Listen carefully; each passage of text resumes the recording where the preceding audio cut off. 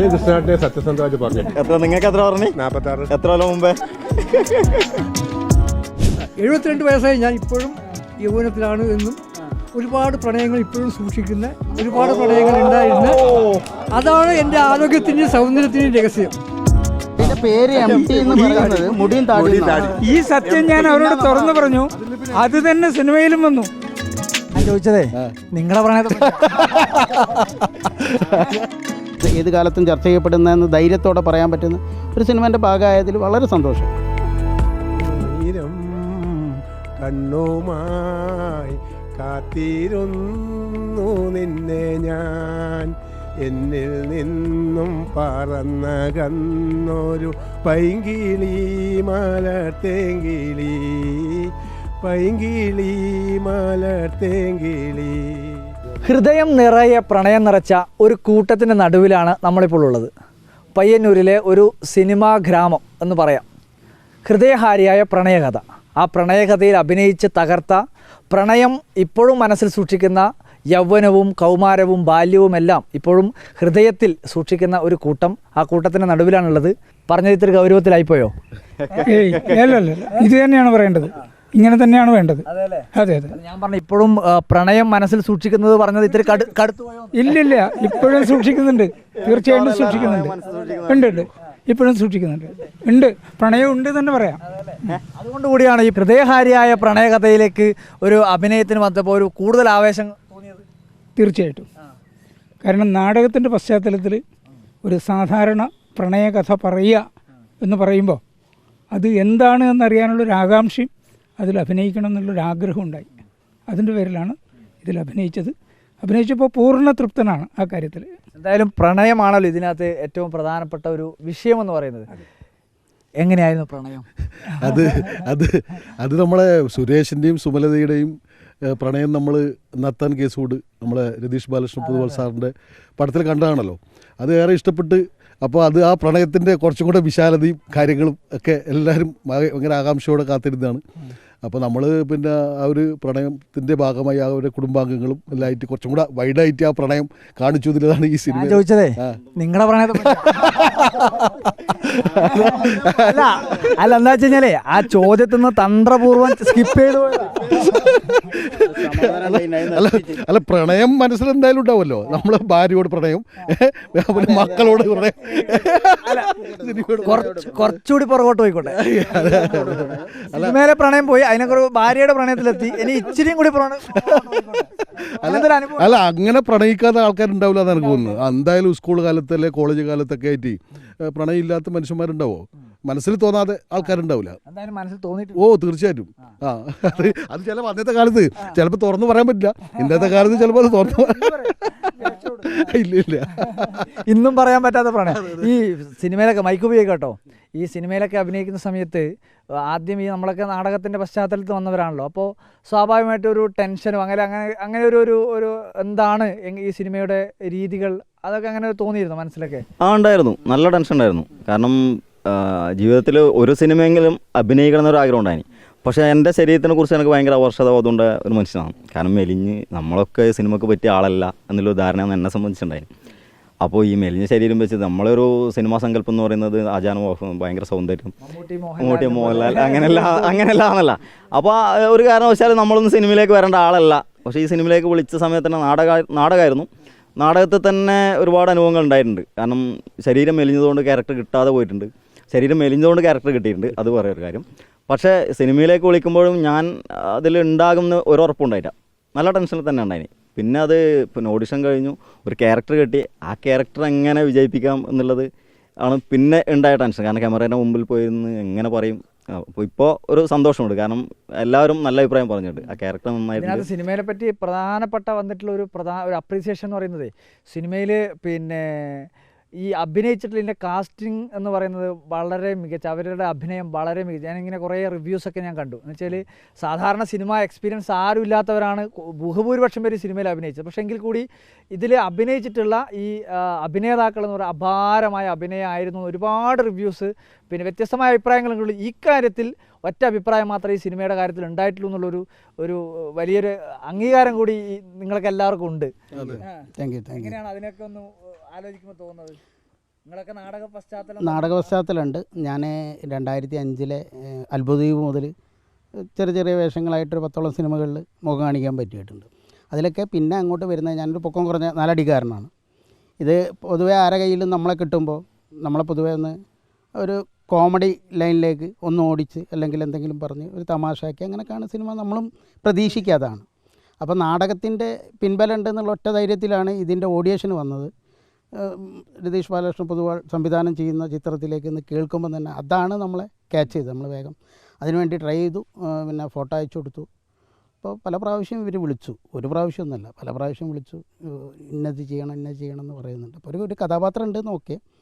അപ്പോൾ അത് നമ്മളിൽ നിൽക്കുമെന്നൊരു പേടിയുണ്ടായിരുന്നു. ഡയലോഗൊക്കെ പറയിപ്പിച്ച് നോക്കി. അപ്പോൾ അത് എൻ്റെ കഥാപാത്രം ബാലമ്മാൻ എന്ന് പറഞ്ഞ കഥാപാത്രമാണ് ഞാൻ ചെയ്യുന്നത്. അപ്പോൾ അത് വല്ലാത്തൊരു എക്സ്പീരിയൻസാണ്. അത് പറയുമ്പോൾ ഞാൻ ജീവിച്ച ഒരാളാണ്, ഇവിടെ ഉണ്ടായ ഒരാളാണ് ഈ ബാലമ്മാൻ. അപ്പോൾ അതല്ലാത്ത എല്ലാവരും ഈ സിനിമയിൽ ഓൾറെഡി അവരുടെ പേരിൽ തന്നെ ഏറെക്കുറെ കഥാപാത്രങ്ങൾ അവരുടെ പേരിൽ തന്നെയാണ് അഭിനയിക്കുന്നത്. MT അടക്കം KCKP ഒക്കെ അവരുടെ പേരിൽ തന്നെയാണ് അഭിനയിക്കുന്നത് കഥാപാത്രങ്ങളാണ്. ഇവർ ഈ നാടകവുമായിട്ട് ഈ നാട്ടിൽ നാടകവുമായിട്ട് ബന്ധപ്പെട്ട് ജീവിച്ചവരാണ് ഇവരൊക്കെ. അപ്പോൾ അതിൽ നമ്മളാണ്, എൻ്റെ നാട് കോഴിക്കോടായിരുന്നു, ഇവിടെ താമസം തളിപ്പറമ്പാണ്. അപ്പോൾ എൻ്റെ കഥാപാത്രം എന്ന് പറയുന്നത് ഞാനിവിടെ ജീവിച്ച് മരിച്ചു പോയ ഒരാളാണ്. അപ്പോൾ അയാളെല്ലാവർക്കും ഒരു സ്വീകാര്യനാണ്. പലപ്പോഴും പല ആളുകളും വന്നിട്ട് സെറ്റിൽ നിന്ന് എന്നോട് ബാലമ്മാനെ കാണാനുള്ള ഒരു ഇതിൽ വന്നതും ബാലമ്മാൻ ആണ് എന്ന് വിശ്വസിച്ചിട്ട് ഒരു വെള്ളടിച്ച ഒരാൾ എന്നോട് സംസാരിച്ചതൊന്നും ഒരിക്കലും മറക്കൂല. അത് വല്ലാത്തൊരു അനുഭവമാണ്. ശരിക്കും പറഞ്ഞാൽ ഞാനും ചെറുപ്പകാലത്ത് നാടകത്തിലൊക്കെ അഭിനയിച്ചു. അപ്പോൾ എൻ്റെയൊക്കെ ചെറുപ്പകാലത്തിലേ ഞാനൊരു നാടകം ഒരു അരമണിക്കൂർ നാടകം, ആ നാടകത്തിൽ പിന്നെ കണക്കപ്പിള്ള എന്ന് പറയുന്ന ഒരു കഥാപാത്രത്തെ അവതരിപ്പിച്ചു. ഒരു കോമഡി കഥാപാത്രം, ഒരു വീട്ടിലെ അല്ലെങ്കിൽ ആ സമയത്തുള്ളൊരു കുടുംബത്തിലെ പ്രധാനപ്പെട്ട ജന്മകുടുംബം കടക്കപ്പിള്ളയായിട്ട്. പിന്നീട് കളിയാക്കിയിട്ടാണെങ്കിൽ കൂടി ആ പേരിൽ നമ്മളെ വിളിക്കുമ്പോൾ അല്ലെങ്കിൽ ആ പേരിൽ പിന്നീട് മറ്റു കൂട്ടുകാരൊക്കെ വിളിക്കും, കണക്കപ്പിള്ളേ, അല്ലെങ്കിൽ നാട്ടിലൊക്കെ പോകുമ്പോൾ ആ നാടകം കണ്ടിട്ട് നമ്മളെക്കാൾ വലിയ പ്രായമുള്ളവരൊക്കെ കണക്കപ്പിള്ളയാണോ വരുന്നത് എന്നൊക്കെ.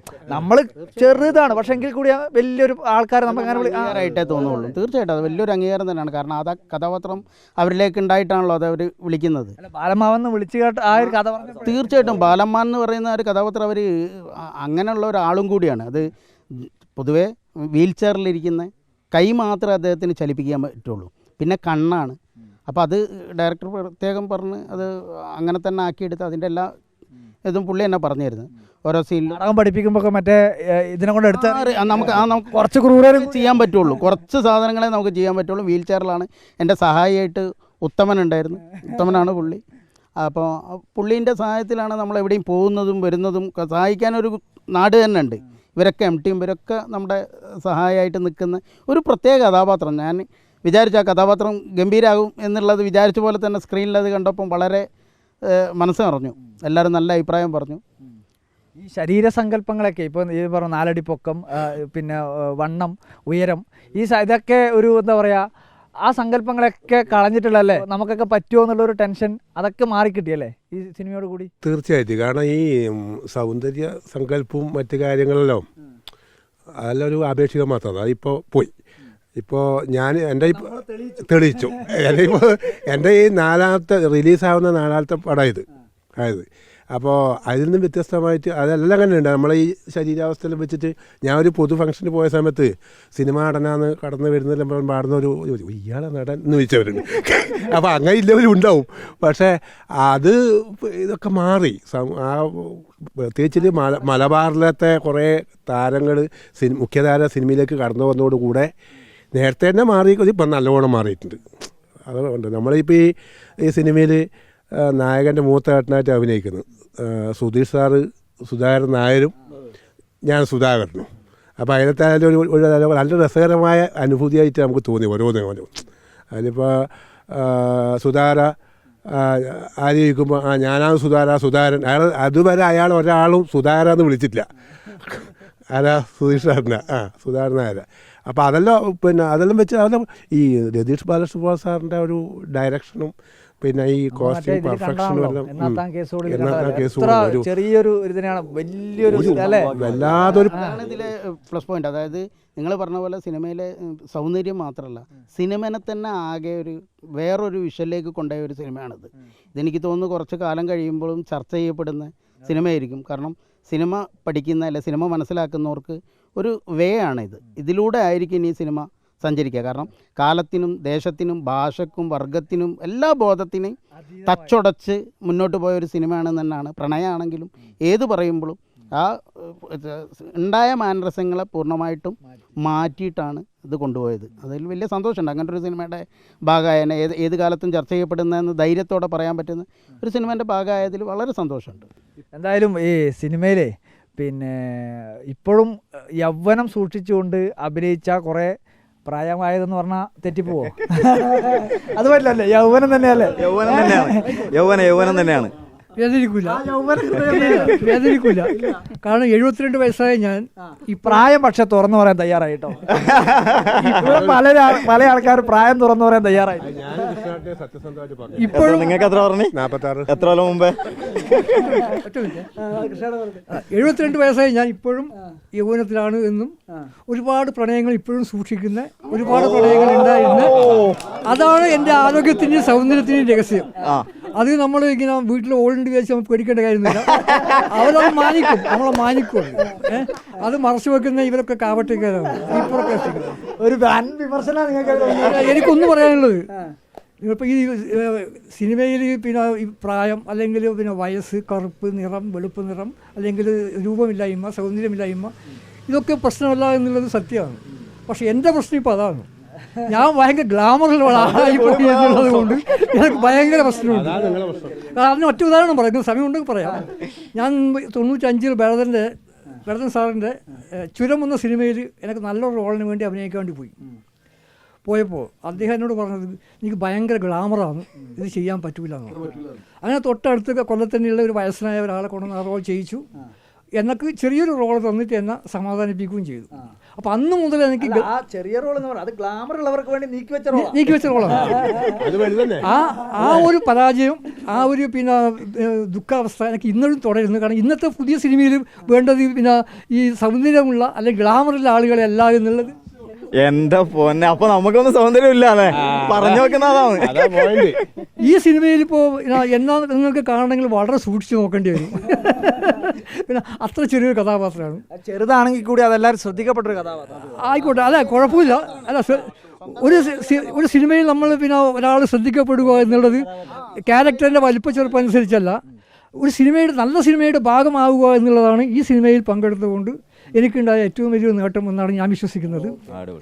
ഈ സിനിമയുടെ സ്ക്രിപ്റ്റിൻ്റെ ആദ്യഘട്ടം മുതൽ ഞാൻ പയ്യന്നൂരത്തെ നാടകക്കാരൻ, 50 വർഷമായി നാടകത്തിൽ വർക്ക് ചെയ്യുന്ന ഒരാളാണ്. ഈ സിനിമയ്ക്ക് വേണ്ടിയിട്ട് ഇതിൻ്റെ അസിസ്റ്റൻറ്റ് ഡയറക്ടർമാരൊക്കെ പയ്യന്നൂർ വന്നപ്പോൾ ആദ്യം ബന്ധപ്പെട്ടത് തന്നെയായിരുന്നു. അവർ പയ്യന്നൂരുടെ നാടകചരിത്രം എന്നോട് ആവശ്യപ്പെടുകയുണ്ടായി. ഞാൻ ഇവിടുത്തെ തൊഴിലാളി വർഗ്ഗ നാടക ചരിത്രവും എന്നെക്കുറിച്ച് വേറൊരാൾ എഴുതിയ സാധനം ഇവർക്ക് എഴുതി കൊടുത്തിട്ടുണ്ടായിരുന്നു. ഞാനൊരു ബീഡി തൊഴിലാളിയായിരുന്നു, പിന്നീട് സർക്കാർ ഉദ്യോഗസ്ഥനായി, ഇപ്പോൾ ബിസിനസ്സുകാരനാണ്, ഇപ്പോൾ ഒരു സിനിമാക്കാരൻ. ഇപ്പോൾ സിനിമാക്കാരൻ നേരത്തെയാണ്, 95 മുതൽ സിനിമാക്കാരൻ, കുറച്ചുകൂടി പ്രമുഖനായ സിനിമാക്കാരൻ എന്ന് പറയാൻ പറ്റില്ല. അപ്പോൾ ഞാൻ പറഞ്ഞത് ഈ സിനിമ നാടകക്കാരുടെ സിനിമയല്ല, നാടകത്തിന് വേണ്ടിയിട്ട് ഉണ്ടാക്കിയ സിനിമയല്ല.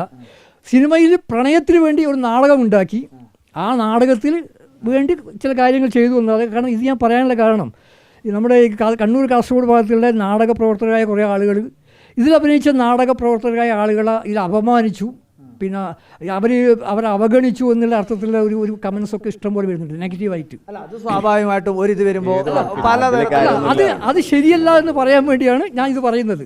കാരണം അത്തരം വികലമായ ധാരണ ഏതെങ്കിലും ആളുകൾക്കുണ്ടെങ്കിൽ അത് മാറ്റപ്പെടേണ്ടതാണ്.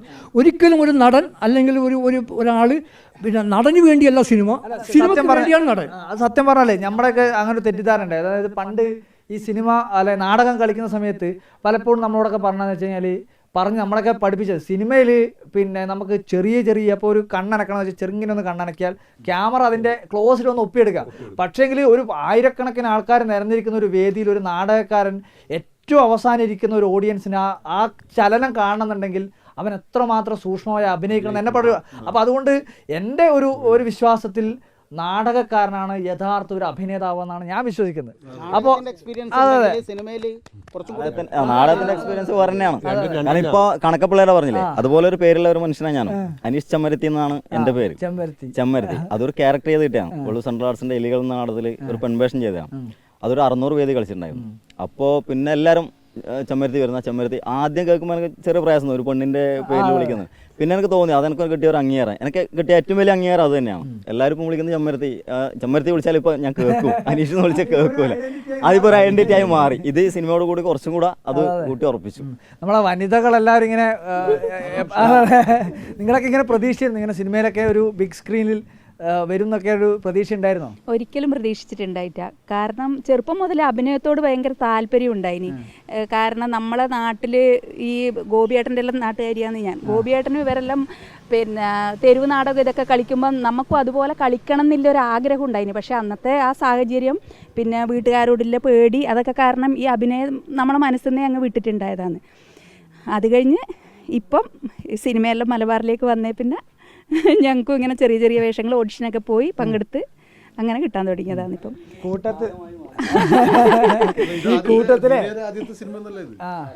അല്ല വർഷങ്ങൾക്ക് ശേഷത്തിൽ ധ്യാൻ ശ്രീനിവാസന്റെ അമ്മയായിട്ടുണ്ട്. പിന്നെ അങ്ങനെ നദികളിൽ സുന്ദരി യമുനയിൽ അഭിനയിച്ചിട്ടുണ്ട്.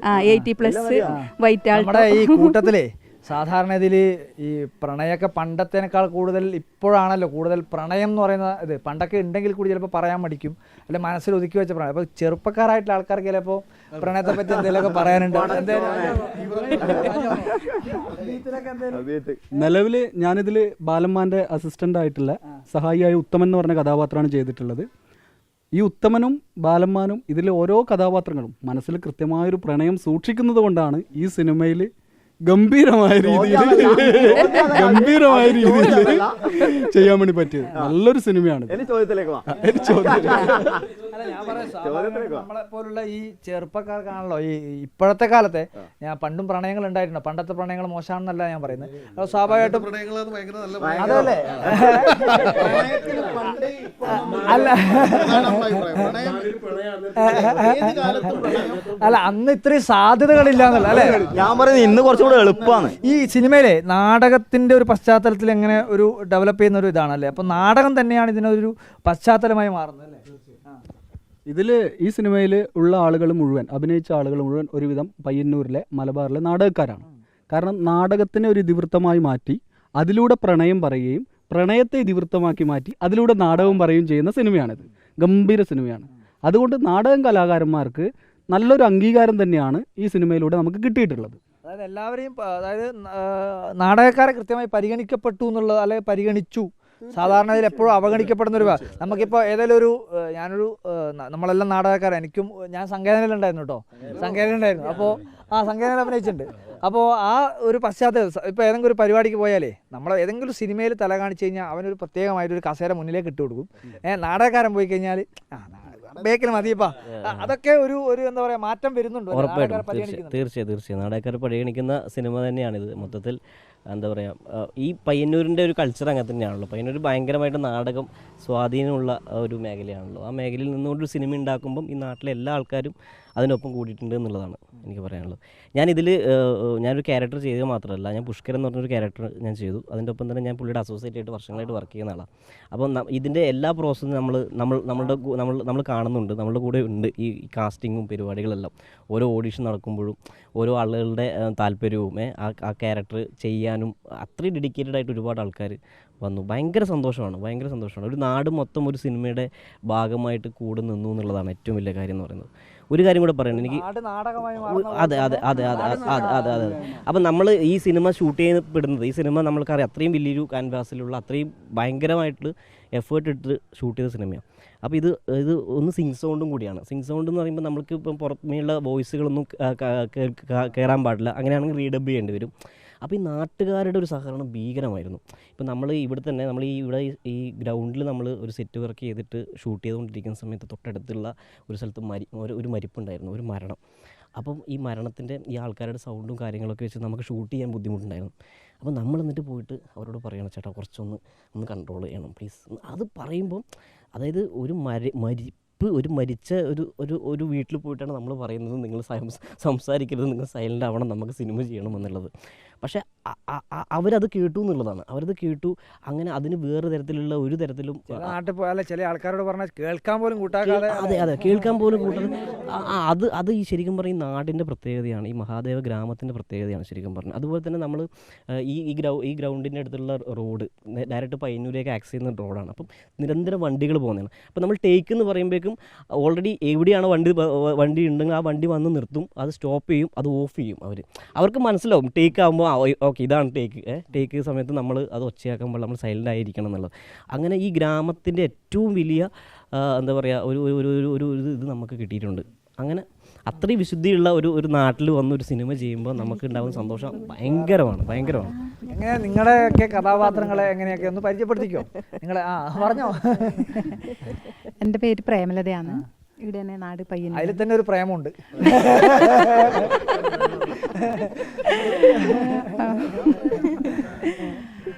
അപ്പം രതീഷ് സാറിന്റെ പടത്തിൽ ഇങ്ങനെ ഒരു നല്ലൊരു വേഷം ചെയ്യാൻ പറ്റിയ, ഞാൻ സുധീഷ് ചേട്ടന്റെ ഭാര്യയായിട്ട് നായികയുടെ അമ്മയായിട്ട് ചെയ്ത്. അപ്പൊ അതൊരു മഹാഭാഗ്യമായിട്ട് കരുതുന്നു. ഞാൻ അല്ലല്ല, ഞാൻ കുറച്ച് സിനിമ ചെയ്തു. രേഖ എന്ന് പറഞ്ഞ സിനിമയിൽ വിൻസി അലോഷ്യസിന്റെ അമ്മയായിട്ട് ചെയ്തിന്. അപ്പം സാറിന്റെ ഈ എന്നാത്താം കേസോട് സിനിമയിൽ ഞാനൊരു പോലീസുകാരിയായിട്ട് ചെയ്തിട്ടുണ്ട്. അപ്പൊ അതില് ഞാനേ കണ്ടിട്ടു എന്നെ കൂടുതൽ അതില് ഡയലോഗ്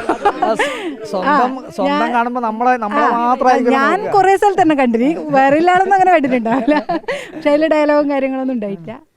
നമ്മുടെ നാട്ടിലെ പിന്നെ ഈ വേഷം എന്ന് പറയുന്ന സിനിമയിൽ ഒരു പട്ടാളക്കാരനായിട്ട് ഒരു വേഷമല്ല, വിസ്മയത്തുമ്പത്തിൽ ഒരു പട്ടാളക്കാരനായിട്ട് നമ്മളൊരു ബന്ധുവും കൂടിയാ. പുള്ളിക്കാരൻ അഭിനയിച്ചപ്പോൾ ഇതൊക്കെ കഴിഞ്ഞ് പുള്ളിക്കാരൻ ഇപ്പോൾ നാട്ടുകാരൊക്കെ കാണിക്കണമല്ലോ. അപ്പോൾ ജീപ്പൊക്കെ ആക്കിയിട്ട് പുള്ളിക്കാരൻ കൊണ്ടുപോയിട്ട് എന്ത് ചെയ്യുന്ന സംഭവം എന്ന് വെച്ച് കഴിഞ്ഞാൽ സിനിമ മൊത്തം കണ്ടിട്ടും പുള്ളിക്കാരനെ കണ്ടില്ല. നോക്കുമ്പോൾ ആ ഷോട്ട് കട്ട് ചെയ്ത് കളഞ്ഞിരുന്നു. അപ്പോൾ പിന്നീട് എന്ത് ചെയ്യുന്നത് വെച്ചാൽ ഈ CD ആക്കുമ്പോഴേ ഒരു ചെറിയൊരു ഭാഗത്ത് ഈ പുള്ളിക്കാരനെ കാണിക്കുന്നുണ്ട്. അപ്പോൾ CD ഇദ്ദേഹം തന്നെ കുറേ കാലം കഴിഞ്ഞിട്ട് CD ആക്കിയിട്ട് ഈ നാട്ടിൽ കംപ്ലീറ്റ് കൊണ്ടുകൊടുത്തു. എന്ന് വെച്ചാൽ അവിടെ മാത്രം ഒരു 5 സെക്കൻഡ് സ്റ്റോപ്പ് ചെയ്തു, എന്നിട്ട് അതൊന്ന് വരച്ച് സൂം ചെയ്ത് വന്നു, എന്നിട്ട് പിന്നെ സിനിമ അങ്ങനെ ആ ഒരു സിനിമയിലെ അങ്ങനത്തെ ഒരു അവസ്ഥയുണ്ട്. അപ്പോൾ ഭയങ്കര വിഷമം തോന്നി.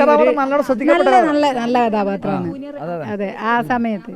അപ്പം ഇതിലെ ഈ പിന്നെ നായികയുടെ അമ്മയായിട്ട് നന്നായിട്ട് ശ്രദ്ധിക്കപ്പെട്ട കഥാപാത്രം. അങ്ങനെ കുറച്ച് സിനിമകളിൽ ഞാൻ ചെയ്തിട്ടുണ്ട്. അപ്പൊ ഇനി നല്ല നല്ല വേഷങ്ങൾ കിട്ടട്ടെ. കുറെ ആള് പറഞ്ഞു അമ്മ വേഷം തന്നെ ചെയ്യല്ല, വേറെ കിട്ടട്ടെ, അപ്പൊ ചെയ്യാം, എല്ലാ വേഷവും ചെയ്യാം. നായികയാകുന്നതിന് തിരക്കൊന്നുമില്ല. കാരണം എന്താ വെച്ച് കഴിഞ്ഞാല് ഈ നമ്മുടെ ഇതില് നായിക അഭിനയിച്ചവർ പോലും ഇങ്ങനെ എന്താ പറയാ ഒരുപാട് സിനിമകൾ നായികയായിട്ട് വന്നോന്നല്ലോ. ഇതേപോലെ ചെറിയ ചെറിയ വേഷം പെട്ടെന്നാണ് നായികയായിട്ട് വന്നത്. കുറച്ച് വ്യത്യസ്തമായ കഥാപാത്രം. പിന്നെ എനിക്ക്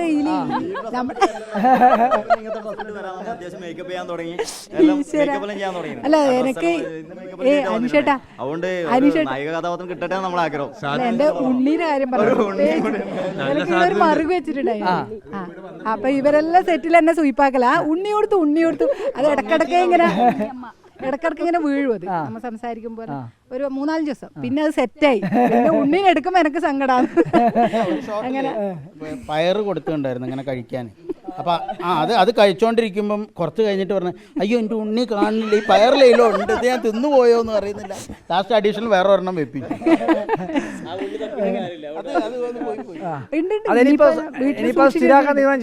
വീട്ടിലുണ്ട്, ഉണ്ണിയുണ്ട്. പണ്ട് മറ്റേ ഉർവശിയുടെ മറ്റൊരു സിനിമയില് ഇത് പണ്ട് ഞാൻ ബ്രഷ് അതല്ലേ. എങ്ങനെ കൂട്ടത്തിൽ ചെറുപ്പക്കാരിയാണ്, എന്തായിരുന്നു സിനിമേന്റെ ഒരു അനുഭവം? ഞാൻ പയ്യന്നൂരുകാരിയല്ല, എൻ്റെ വീട് ഒറ്റപ്പാലത്താണ്, പാലക്കാട്. ഞാൻ ഇവിടെ പഠിക്കാൻ വേണ്ടി വന്നതായി, PG കണ്ണൂർ യൂണിവേഴ്സിറ്റി. പഠിക്കാൻ വേണ്ടി വന്ന് സിനിമ നടിയായി. അത് ഭയങ്കര അപ്രതീക്ഷിതമായിട്ട് സിനിമയിൽ എത്തിയത്. നിങ്ങളെ എത്തിപ്പെട്ടത് എങ്ങനെയാ? അത് ഞാനിവിടെ താമസിക്കുന്ന സ്ഥലത്തിന് അടുത്തായിരുന്നു ഓഡിഷൻ ബേസ്. അപ്പോൾ ഒരു ദിവസം രാവിലെ വൈകുന്നേരത്ത് ഫ്രണ്ട്സൊക്കെ ആയിട്ട് നടക്കാൻ ഇറങ്ങിയതായിരുന്നു. വെറുതെ എപ്പോഴും നടക്കുന്ന പോലെ നടക്കാൻ ഇറങ്ങിയതാ. അപ്പോൾ ഈ ഓഡിഷൻ നടക്കുന്ന സ്ഥലത്തെത്തി.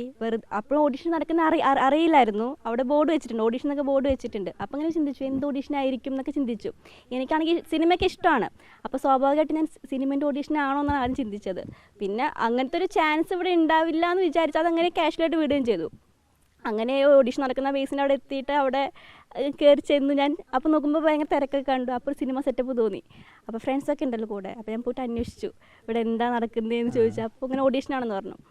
അപ്പോൾ ഇങ്ങനെ രതീഷ് സാറിൻ്റെ സിനിമയാണെന്ന് പറഞ്ഞു. അപ്പോൾ എനിക്ക് ഭയങ്കര സന്തോഷം തോന്നി.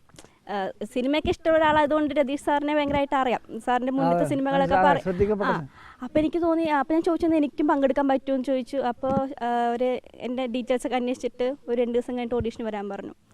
അങ്ങനെ ചെന്നതാണ്. പിന്നെ ഇപ്പോൾ വലിയൊരു സിനിമാ നടിയായി മാറിയല്ലേ, താരമായി. അതെ അത് വലിയൊരു അനുഭവം കേട്ടോ. എന്താ വെച്ച് കഴിഞ്ഞാൽ നമ്മൾ അപ്രതീക്ഷിതമായി പോകുമ്പോൾ നമുക്ക് എന്താ പറയുക, ചില സമയത്ത് നമുക്ക് ചില നിധികളൊക്കെ ഇങ്ങനെ വീണ് കിട്ടിയാൽ മതി. ഇതൊരു തുടക്കമായിട്ട് ചിലപ്പോൾ കേട്ടോ. സമയമാണ് സമയം. അങ്ങനെയൊക്കെ ആ സമയത്തൊക്കെ വേണം നമ്മളെല്ലാവരും നടക്കാൻ പോവാ.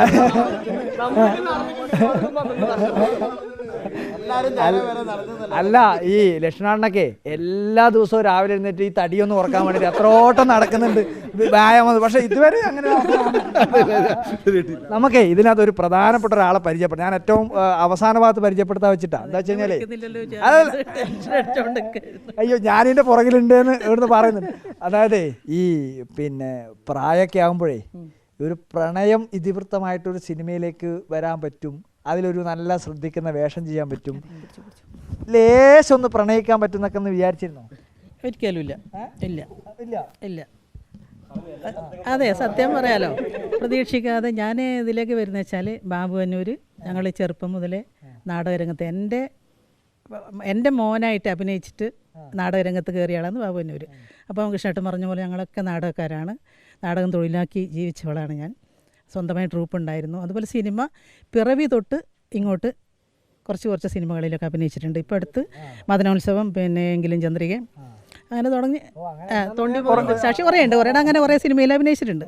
പക്ഷേ ഏറ്റവും കൂടുതൽ ശ്രദ്ധിക്കപ്പെടുന്ന ഒരു ക്യാരക്ടർ എനിക്കിതിലാണ് കിട്ടിയത്. അതുമല്ല, പിന്നെ കുറച്ചുകൂടി യൗവനാകാൻ പറ്റി. യൗവനല്ലല്ലോ ഇതിൽ, മനസ്സിപ്പോൾ യൗവന. പറഞ്ഞ പോലെ പ്രണയമൊക്കെ ജീവിതത്തിൽ സംഭവിച്ചിട്ടുണ്ട്. പ്രണയിച്ചിട്ട് തന്നെ കല്യാണം കഴിച്ചത്, അതൊക്കെ പോട്ടെ, അത് ഒരുപാട് പറയേണ്ടി വരും, അതിലേക്ക് പോകണ്ട. അപ്പോൾ ഇതിൽ പിന്നെ ബാബു അന്നൂർ പറഞ്ഞു, റോഷൻ എന്നൊരാൾ വിളിക്കും, നാടകക്കാർ വെച്ചൊരു സിനിമ ചെയ്യുന്നുണ്ട് എന്ന് എന്നോട് പറഞ്ഞപ്പോൾ ഞാൻ ആദ്യമായി റോഷൻ വിളിച്ചു, സംഗതിയൊക്കെ പറഞ്ഞു. അവൻ ബാബുവിന് എന്നെ നന്നായിട്ട് അറിയാം, നാടകരംഗത്തുള്ള കാര്യങ്ങളൊക്കെ അറിയാം. എന്നിട്ട് അങ്ങനെ ഓഡീഷന് പോയി. ഒരുപാട് ആൾക്കാർ കൂട്ടത്തിൽ നിന്ന് എന്നെ സെലക്ട് ചെയ്തു. അതിൻ്റെ പിന്നിൽ ഒരുപാട് പിന്നെ ഫ്രീ ഷൂട്ട്, ഫോട്ടോ, പിന്നെ മേക്കപ്പ് ചെയ്ത് അങ്ങനെയൊക്കെ ഒരുപാട് ടെസ്റ്റ് കഴിഞ്ഞിട്ടാണ് ഞാൻ ഈ കഥാപാത്രത്തിലേക്ക് എത്തുന്നത്. കടമ്പകൾ കടന്നിട്ടാണ് ഇതിലേക്ക് എത്തുന്നത്. പക്ഷേ ഇന്ന് വളരെ അഭിമാനം തോന്നുന്നുണ്ട്. എല്ലാവരുടെ കൂട്ടത്തിൽ നന്നായി ചെയ്യാൻ പറ്റിയെന്നുള്ള ഒരു വിശ്വാസമുണ്ട്. അതുപോലെ അങ്ങനെയുള്ള അഭിപ്രായങ്ങൾ എന്നെയും വിളിച്ച് പറഞ്ഞിട്ടുണ്ട്, നന്നായി ചെയ്തിട്ടുണ്ടെന്ന്. ഒരു സംശയം ചോദിക്കട്ടെ, ഒരു നാടകക്കാരി എന്ന് പറഞ്ഞപ്പോഴും ഇപ്പോൾ ഒരു സിനിമാക്കാരി എന്ന് പറയുന്ന അനുഭവമുണ്ട്. ഇപ്പോൾ സ്വാഭാവികമായിട്ടും ഒരു സിനിമ നടിയായിട്ടൊരു അവസരം കിട്ടുന്നു, അതേസമയം ഒരു നാടകത്തിൽ നായികയായിട്ടൊരു അവസരം കിട്ടുന്നു. ഏതായിരിക്കും? അല്ല, രണ്ടും നമുക്ക് അങ്ങനെ പറത്താളി കളയാൻ പറ്റില്ല. സിനിമ എന്ന് വെച്ചാൽ സിനിമ വേറെ തന്നെയാണ്, നാടകം വേറെ തന്നെയാണ്. പക്ഷെ രണ്ടിനും അതിൻ്റേതായ പ്രാധാന്യമുണ്ട്. അപ്പം ഇപ്പം കിട്ടിയ ഏത് പോകുന്ന പറഞ്ഞാൽ സിനിമയിലേക്ക് തന്നെ പോകും.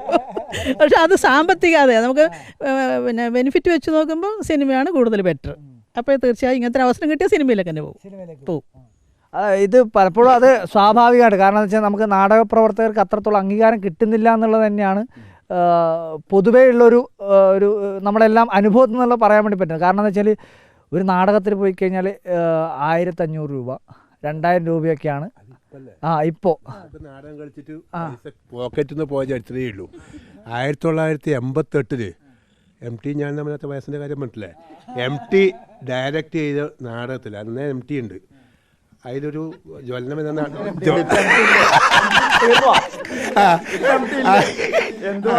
അപ്പോൾ അത് ജ്വലനം എന്ന നാടകത്തിൽ ഡയറക്ടറാണ് MT. അത് CL ജോസിൻ്റെ ജ്വലനം. അത് 90 വയസ്സുകാരനായ ശങ്കർ നായർ എന്ന വേഷം അഭിനയിച്ചതാണ്. അപ്പോൾ ആ നാടകം മുതൽ പിന്നീട് ഒരുപാട് നാടകം എടുത്തിട്ട് നമ്മയാണ് എൻ്റെ സംഘാടകർ. ഒരുപാട് കടം കയറിയ ഒരാളാണ് നമ്മളെല്ലാം. എൻ്റെ ഒരു ഘട്ടത്തിൽ പിന്നീട് പയ്യെ കൂടും കാര്യങ്ങളായിട്ട് വെച്ചാൽ കുറഞ്ഞു, കുറച്ച് മെച്ചപ്പെട്ട് കൂറി. സാമ്പത്തികം ഉണ്ടാക്കേണ്ട സോഴ്സ് ഇപ്പോൾ ഉണ്ട്, അന്നതില്ല. പക്ഷെ അന്ന് അതെ. എന്നിട്ട് അതിലൂടെ വന്ന ഞാൻ നാടകത്തിൽ ആദ്യത്തെ നാടകം, പ്രധാനപ്പെട്ട നാടകം സംവിധാനം ചെയ്യുന്ന MT ആണ്. ആ MTയിൽ ഒന്നിച്ച് എനക്കൊരു സിനിമയും കൂടി ചെയ്യാനായിരുന്നില്ലത് വലിയൊരു സന്തോഷമായി. അപ്പോൾ അയ്യോ അല്ലല്ല, MTയിൽ ഒന്ന് ചെയ്യാൻ പറ്റിയതിൽ ഭയങ്കര സന്തോഷം. അതായത് ഞാൻ 50 വർഷമായി നാടകം സംവിധാനം ചെയ്യുന്നു. അതിനു മുമ്പേ അഭിനയിച്ചിട്ടുണ്ട്. അപ്പോൾ ഈ 50 വർഷമായിട്ട് നാടകം സംവിധാനം ചെയ്തിട്ട് ഒരു സ്ഥലത്ത് പോലും എന്നെ ആരും പ്രസംഗിക്കാനോ അതിനൊന്നും വിളിച്ചിട്ടില്ല. ഒരു സിനിമ ചെയ്ത് അത് ഇന്ത്യൻ പനോരമയിലേക്ക് സെലക്ട് ചെയ്തതിന് ശേഷമാണ് ആൾക്കാർ എന്നെ ഓരോ ഫംഗ്ഷന് വിളിക്കുന്നത്. അപ്പോൾ സിനിമയും നാടകവും തമ്മിൽ അത്രമാത്രം ആളുകളുടെ ഇടയിൽ പ്രശ്നമുണ്ട് എന്ന് നമ്മൾ എന്ത് തന്നെയായാലും മനസ്സിലാക്കണം. സിനിമ എന്ന് പറയുന്ന ഒരുപാട് ആളുകൾ കാണുന്നതുകൊണ്ടായിരിക്കാം, പക്ഷെ എന്നിരുന്നാലും നാടകക്കാരനേക്കാൾ വാല്യൂ എപ്പോഴും സിനിമക്കാരനുണ്ട് എന്നതൊരു വലിയ സത്യം തന്നെയാണ്. അത് അനുഭവിച്ചറിഞ്ഞൊരാളാണ് ഞാൻ. പിന്നെ അഭിനയം എന്നത് ഒരു ക്രൈസായിട്ടൊന്നും കൊണ്ടു നടന്നതല്ല. പക്ഷേ ഈ സിനിമയിൽ ഇവർ എൻ്റെ നാടകാനുഭവം ചോദിക്കാനാണ് വന്നത്. നാടകാനുഭവങ്ങൾ ചോദിച്ച് തിരിച്ചുപോയി. പിന്നെ എൻ്റെ കൂടെ അഭിനയിച്ചവരെയൊക്കെ ഒന്ന് പങ്കെടുപ്പിക്കണം എന്ന് പറഞ്ഞു. അതും കഴിഞ്ഞതിന് ശേഷം ഇവരെന്നോട് പറയുന്നത് എന്താണെന്ന് വെച്ചാൽ, നിങ്ങൾക്ക് ഇതിലൊരു വേഷം ചെയ്യാൻ പറ്റുമോ? അപ്പോൾ ഞാൻ ശരി ചെയ്യാം, പ്രശ്നമില്ല. പക്ഷേ ഉടനെ പറയുന്നത് താടി പോകും, എന്ത് ചെയ്യാൻ പറ്റും? അപ്പം 43 കൊല്ലമായിട്ട് ഞാൻ കൊണ്ടു നടക്കുന്ന താടിയാണ്. ഇത് പോയാൽ ചിലപ്പോൾ എൻ്റെ ഇമേജ് തന്നെ പോവാം. കാരണം ആരും എന്നെ തിരിച്ചറിയണമെന്നില്ല, മാത്രമല്ല ആരും എന്നെ ഉദ്ഘാടനത്തിന് ഒന്നിനും വിളിക്കില്ല. പിന്നെ ഉറപ്പായിട്ടല്ലേ. അപ്പം അതുകൊണ്ട് ഈ സത്യം ഈ സത്യം ഞാൻ അവരോട് തുറന്നു പറഞ്ഞു. അത് തന്നെ സിനിമയിലും വന്നു. ഈ സത്യം തന്നെയാണ് സിനിമയിലുള്ളത്. പറഞ്ഞു തന്നൊരു കാര്യമാണ്. അതന്നെ, മുടിയും താടിയും പോയാല് നമ്മള് വരുമാനം നട നിക്കല്. അതാണ് ഞാൻ പറയുന്നത്. അതെ, ഭാര്യയായിട്ടാ ഞാൻ വെച്ചു. എംടിന്റെ ഭാര്യയായിട്ട് ഞാനതിൽ അഭിനയിച്ചിനി എന്ന കഥാപാത്രം. എന്തായാലും ആ അനുഭവം എങ്ങനെയായിരുന്നു? ഭാര്യയായിട്ട് അനുഭവിക്കുമ്പോൾ അതിലൊരു പ്രണയം ഉണ്ടാവണല്ലോ. നമ്മ അടുത്ത് നമ്മ ബന്ധുക്കളാണ്, നമ്മ ഒരേ നാട്ടുകാരാണ്, ഞാനൊരു ബഹുമാനിക്കുന്ന ഒരു മനുഷ്യനാണ് അയാള്. ഞാനും ഇപ്പൊ അതെ, നാടകത്തിലൂടെ തന്നെ ഞാനും ഈ സിനിമയിലേക്ക് വന്നത്. രതീഷ് സാറിന്റെ ആൻഡ്രോയിഡ് കുഞ്ഞപ്പൻ എന്ന സിനിമയിൽ ഞാൻ ചെറിയൊരു വേഷം ചെയ്തിട്ടുണ്ട്. പക്ഷെ അയാളെ കുറിച്ച് പറയുകയാണെങ്കിൽ രതീഷ് സാർ ഏറ്റവും വലിയ കാര്യമാണ് ചെയ്തത്. നമ്മളെ ഈ പയ്യന്നൂർ ഭാഗത്തിലെ പരമാവധി നാടകക്കാര ഈ സിനിമയിൽ ഉൾപ്പെടുത്തി അതൊരു വലിയ ഭാഗ്യം. മേഖലയിൽ എല്ലാ ലൊക്കേഷൻസും എല്ലാ സിനിമയിലേക്ക് എത്തിച്ചു. ഏറെക്കുറെ പിന്നെ എന്താ പറയാ, ഒരു 100% തന്നെ പറയാം. നമ്മളെ നാട്ടിലുള്ള പരമാവധി ലൊക്കേഷൻസ് സിനിമയിലേക്ക് എത്തി. പയ്യന്നൂരെ നാട്ടിലെ ഒരുപാട് ആൾക്കാർ സിനിമയിൽ എത്തിയിട്ടുണ്ട്. സെറ്റിൽ തന്നെ കാണാൻ, ഷോട്ട് കാണാൻ നിൽക്കാനും എല്ലാ ആൾക്കാർ വേണ്ടേ. അതെല്ലാം പയ്യന്നൂർ ഭാഗത്തില്ലവരാണ്. ഒരുപാട് ആളെ പയ്യന്നൂർ ടാക്കീസ് കാണുന്നുണ്ടല്ലോ, സിനിമയിൽ കാണുന്നുണ്ട്. സിനിമയൊക്കെ കഴിഞ്ഞതിന് ശേഷം പിന്നെ കുടുംബശ്രീ യോഗത്തിലൊക്കെ പോയിരിക്കുന്ന സമയത്ത് എന്താ അവിടെ നിന്നുള്ള കമന്റ്? അവിടെ നിന്നല്ല, എന്നോട് എംടിന്റെ ഭാര്യയല്ലേ. അതാ ഞാൻ പറയാം, നമ്മളെ കുടുംബശ്രീ തമ്പാനേട്ടൻ എംടി എന്ന് പറഞ്ഞ ഒരു വലിയ മനുഷ്യനാണ്. സിനിമ ഡയറക്ടറാണ്, നാടക ഡയറക്ടറാണ്. എംടിന്റെ ഭാര്യയല്ലേ. എന്തായാലും നല്ല അനുഭവമായിരിക്കും അല്ലേ? നല്ല അനുഭവമാണ്. നമുക്ക് സിനിമ സെറ്റിൽ ഇത് അങ്ങനെ കമ്പയർ ചെയ്യുമ്പോ ഇതായിരിക്കും കുറച്ചുകൂടി നല്ലൊരു നമുക്കൊക്കെ ഹൃദയസ്പർശിയായിട്ടുള്ള ഒരു ഇതായിരിക്കും തോന്നുന്നല്ലേ ഈ സിനിമ? അതെ അതെ അതെ അതെ. ഇതിന്റെ അനുഭവം, ലൊക്കേഷൻസ് എല്ലാം അനുഭവമൊക്കെ അതെല്ലാം നമ്മ ഒരു കുടുംബം പോലെയാണ് നമ്മ കഴിഞ്ഞിനി. എല്ലാവരും നാട്ടുകാരാണ്, എല്ലാവരും നാട്ടുകാരാണല്ലോ, പരിചയക്കേടാരില്ല. അതന്നെ, എല്ലാവരും നമ്മൾ പരസ്പരം അറിയുന്നവരാണ് കൂടുതലും. അതിൽ വേറെ പ്രൊഡ്യൂസർ മുതൽ നമ്മളിതാ ഒരു 4 പേര്, 1 2 3 4 അപ്പൊ ഇവിടുന്ന് ശില്പിയുണ്ട്, നമ്മളെ അസോസിയേറ്റ് ശില്പിയുണ്ട്. അപ്പൊ പറയാ ഇവരെ നോക്കണമെങ്കിൽ ഇവരെ ഒരാളെ വിളിച്ചാൽ മതി, 4 ഒന്നിച്ചുണ്ടാവില്ല. അങ്ങനെ തന്നെയാണ് സെറ്റിലും ഉണ്ടായത്, ജീവിതത്തിലും അങ്ങനെ തന്നെയാണ്, സിനിമയിലും അങ്ങനെ തന്നെയാണ്. നായകന്റെയും നായികന്റെയും ഒരു അനുഭവവും വളരെ, അവരുടെ ഒരു അഭിനയവും അത് പ്രേക്ഷകരെ ഏറ്റെടുത്ത രീതിയും വളരെ വ്യത്യസ്തമായിരുന്നു. പണ്ട് ഈ പയ്യന്നൂർ കോളേജിന്റെ ഒരു കുറച്ച് നാൾ മുമ്പേ പിന്നെ ഇതിന്റെ ഒരു സേവ് ദ ഡേറ്റ് പോലത്തെ ഒരു പ്രൊമോ വന്നല്ലോ. അപ്പൊ ഞാനിത് കണ്ടിരുന്നു. അപ്പൊ ഇത് സിനിമയാണെന്നുള്ളതൊന്നും നമുക്ക് വിശ്വാസമില്ല. ഞാൻ വെച്ച് ഒറിജിനൽ കല്യാണമാണോ എന്ന് തെറ്റിദ്ധാരണ. ഇപ്പോഴും പല ആൾക്കാരുവേ ഇവർ രണ്ടുപേരും മാരീഡ് ആണെന്നാണ് വിചാരിച്ചിരിക്കുന്നത്. സത്യമായിട്ടും കളക്ഷൻ ഏജന്റ് ആയിട്ട് വർക്ക് ചെയ്യുന്നതാണ്. അപ്പൊ ഇന്ന് ബാങ്കിൽ നിന്ന് എന്നോട് ചോദിച്ചു, ശരിക്കും ഈ രാജേഷ് മാധവനും ചിത്രയും കല്യാണം കഴിക്കുക? അല്ല ആ സേവ് ദ ഡേറ്റ് കണ്ടപ്പോൾ ഞാനും അങ്ങനെ തന്നെ വിചാരിച്ചത്. പയ്യന്നൂർ കോളേജിന്റെ ഇതിലാണല്ലോ അത് ചെയ്തത്. അപ്പോൾ ഞാനും വിചാരിച്ചു ഇവർ പയ്യന്നൂർ കോളേജ് പഠിച്ചായിരിക്കും. ഇപ്പം എല്ലാവരും മറ്റേ പഴയ കോളേജിലൊക്കെ പോയിട്ടാണോ സേവ് ദ ഡേറ്റ് എടുക്കുന്നത്. അപ്പോൾ ഒരു വ്യത്യസ്തമായ രീതിയിലുള്ള സേവ് ദ ഡേറ്റ് ആയിരിക്കും. ഓക്കെ ശരി. അതൊക്കെ കഴിഞ്ഞതിന് ശേഷം കുറേ കാലം കഴിഞ്ഞതിന് ശേഷമാണ് ഈ പടത്തിന്റെ കാര്യം പുറത്തറിയത്. അപ്പോഴാണ് മനസ്സിലാകുന്നത് അത് എന്താ പറയണ്ടേ ഒറിജിനൽ ആയിരുന്നില്ല, ഇതിനു വേണ്ടിയിട്ടായിരുന്നു എന്നുള്ളത്. ഒറ്റ ഒരു പേരേ ഉള്ളൂ, രതീഷ് ബാലകൃഷ്ണൻ പൊതുവാൾ എന്ന് പറയുന്ന ഒറ്റ പേര് മാത്രമേ ഉള്ളൂ. കാരണം അത് അങ്ങനെ ഒരു സേവ് ദ ഡേറ്റ് കാണുമ്പോഴാണ് ഈ സിനിമ ആദ്യം റീച്ച് ആവുന്നത്. ഫസ്റ്റിൽ ഈ ടൈറ്റിൽ വരുന്നത് അങ്ങനെയാണല്ലോ, സേവ് ദ ഡേറ്റ് എന്ന് പറഞ്ഞിട്ട്. അപ്പോൾ അതിൻ്റെ ഒറ്റ ഒരു കാരണം രതീഷ് പൊതുവാൾ എന്ന് പറയുന്ന ഒരു മനുഷ്യൻ. ശേഷം അത് കുറേ പേരില്ലേ പിന്നെ എന്താ പറയുക, നമ്മുടെ നാട്ടിലൊക്കെ കല്യാണം കഴിക്കാൻ വേണ്ടി പോകുന്ന ആൾക്കാരും അതേ രീതിയിലുള്ള കുറേ ഷൂട്ടുകൾ നടത്തി. അതിൽ നമുക്ക് ഇപ്പോൾ ഈ സിനിമയിലൊക്കെ കാസ്റ്റ് ചെയ്യുമ്പോൾ ഞാൻ ഒരു ഫൈസൽ എന്ന് പറഞ്ഞ ചങ്ങായി എന്നോട് വിളിച്ചിട്ട് ഇങ്ങനെ കണ്ടപ്പോൾ പറഞ്ഞ ഇങ്ങനെ ഒരു ഇതുണ്ട്. ഞാൻ പറഞ്ഞാൽ നമുക്കത് കിട്ടൂടാ, കൊടുക്കുന്നത് നിങ്ങൾ കൊടുക്കുമോ? അപ്പോൾ കൊടുത്ത് ഇതൊരു ഫോട്ടോ സെൻഡ് ചെയ്തു. അയച്ചിട്ട് 5 മിനിറ്റുള്ള ഇവിടുന്ന് തോമസ് പറഞ്ഞാണ് എന്നെ വിളിക്കുന്നത്. നിങ്ങൾ നാളെ ഇന്ന സ്ഥലത്തേക്ക് വരാൻ പറ്റുമോ? അപ്പോൾ പ്രതീക്ഷിക്കുന്നേയില്ല നമ്മളങ്ങനെ വലിയൊരു പടം. അപ്പോൾ പോയപ്പോൾ തന്നെ 2 ദിവസം കൊണ്ട് അത് സെലക്ട് ആവുകയും ചെയ്തു. പക്ഷേ അതിനെക്കാട്ടും വലിയ അനുഭവം അദ്ദേഹത്തിൻ്റെ ഈ രതീഷ് സാറിൻ്റെ പൊതുവെ ഒരു ഇത് വെച്ചിട്ട് പിന്നെ ഈ നമ്മളെന്തെങ്കിലും ഈ അധികം പറഞ്ഞു പോയാൽ എന്തെങ്കിലും ഫയറാവോ പ്രശ്നം ഉണ്ടായിരുന്നു. അങ്ങനത്തെ ഒരു ഡയറക്ടറല്ല. അപ്പോൾ അങ്ങനെ ഒരു പേടിയെല്ലാം ഉണ്ടായിനി. അപ്പോൾ ഒരു ഒഫീഷ്യൽ ട്രെയിലർ പറഞ്ഞൊരു ഭാഗമുണ്ട്. അതിലേക്ക് വന്ന ഒരു പിന്നെ അമ്മാമ്മയുടെ മോതിരം മോഷ്ടിച്ച് നീ എവിടേക്കാണ് മുങ്ങിയതെന്നാണ് ഡയലോഗ് പറഞ്ഞത് ഇത്താനൊക്കെ പറഞ്ഞത്. അപ്പോൾ ഞാനിത് പറയുമ്പോൾ ഡാടാ ഞാൻ അമ്മാമ്മേരെ മോതിരം മാറ്റിയിട്ട് വേറെ കഴുത മുങ്ങിനെ പറഞ്ഞു പോയി. ഞാൻ കിട്ടും ചീത്താന്ന് വെച്ചോ. പക്ഷെ അയാൾ അത് സ്വീകരിച്ചു. വളരെ ഭയങ്കര സന്തോഷമായി. വെച്ചാൽ നമ്മളത് പ്രതീക്ഷിക്കുന്നേ ഇല്ല, ഇപ്പോൾ അറിയാതെ പറഞ്ഞു പോയതാണ്. അപ്പോൾ അങ്ങനെ നമ്മളെ ആക്ടേഴ്സിൻ്റെ പല ആൾക്കും പല പ്രതീക്ഷിക്കാത്ത നമ്മൾ അങ്ങനെ ഉണ്ടല്ല, വലിയൊരു നമുക്ക് പറയാമോ എന്നറിയില്ല, പറഞ്ഞു പോയി ഇനി അബദ്ധമായോ. പക്ഷെ അത് സ്വീകരിച്ചു എന്നില്ലല്ലോ നമ്മളെപ്പോലത്തെ അതന്നെ എളിയ നടന്മാരല്ലോ ഇത്രമാത്രം.